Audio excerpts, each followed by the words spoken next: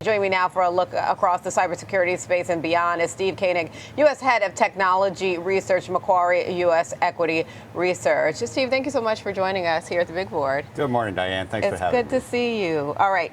It feels like we are in such a different place than we were a little more than a year ago with a CrowdStrike. So how would you describe just where things stand now and kind of this current state of affairs? Yeah.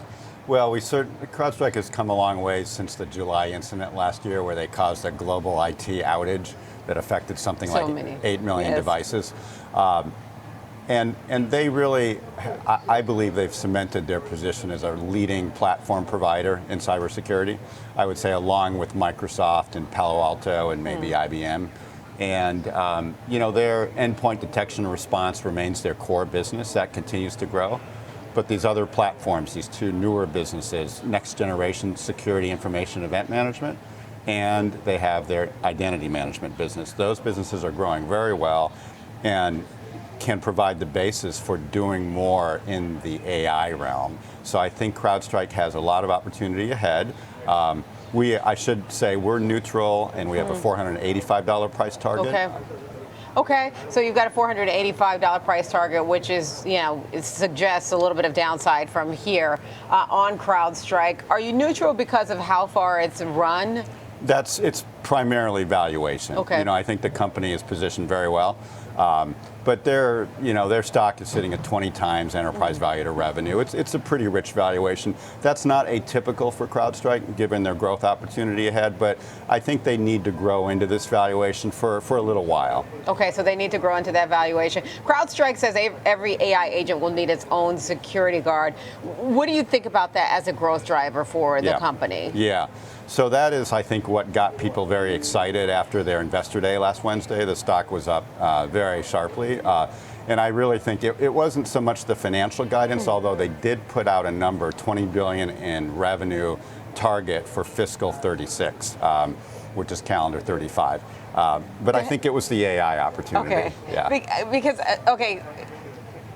35, 36, that's so far out. Yeah. I mean, one of my colleagues has made this point. Some of these people who are there probably won't even be there then. Right. So it feels like just a stretch to make that kind of target. It's true. I would say, though, given their market position, given their subscription revenue model and their current growth rate and the opportunity ahead, I don't think it'll be a stretch.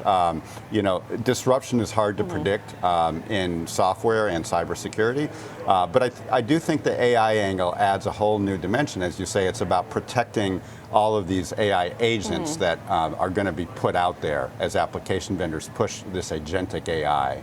Okay, so the agentic AI, there is a big push for that. I think of a company like Salesforce, which is trying to push agentic AI, but they haven't done so well with that. Yeah. Do you see there's going to be this separation of winners and losers? Yeah. Go ahead, your thoughts. Yeah, no, it's a great question, and I think people are trying to figure out who are the AI winners going to be and who are the losers. I think, in truth, I think the large SaaS companies like Salesforce, they're going to have the advantage when it comes to pushing agentic AI and getting that adopted, but it's going to take time. I think expectations were out of line. Customers have to get their data in order, and customers need to make sure that these agents are being accurate and giving accurate answers to customers. And not hallucinations, as we see in some of the kind of early stages of AI and AI adoption. Okay, so don't throw the baby out with the bathwater as it relates to Salesforce. I've thought that. I mean, it's Mark Benioff is a great leader, but it's certainly been a challenging year, and you can't ignore that. When you think about, I want to go back to CrowdStrike in general. One of the things that they did to retain customers was, there was just this incentive program. Is that something that you see them having to keep, and that affects costs, it affects margins? Yeah, I do think they're going to wind that down by the end of the calendar year here. And, I think that they will retain a lot of the revenue momentum that has given them, But I do think in some cases customers are going to, look at the discounts they've been getting, and once those discounts go away, they may question, do we need that additional product or not?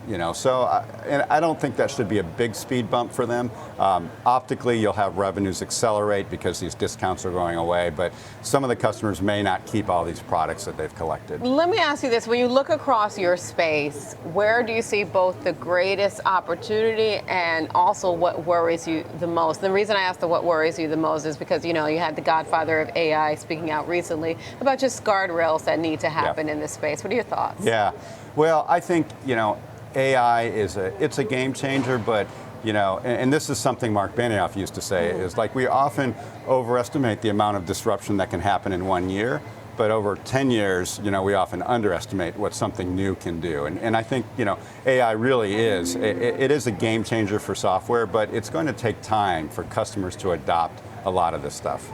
Okay, we'll leave our conversation there for now. Appreciate that. That's Steve Koenig, a U.S. head of technology research, Macquarie, U.S. Equity Research.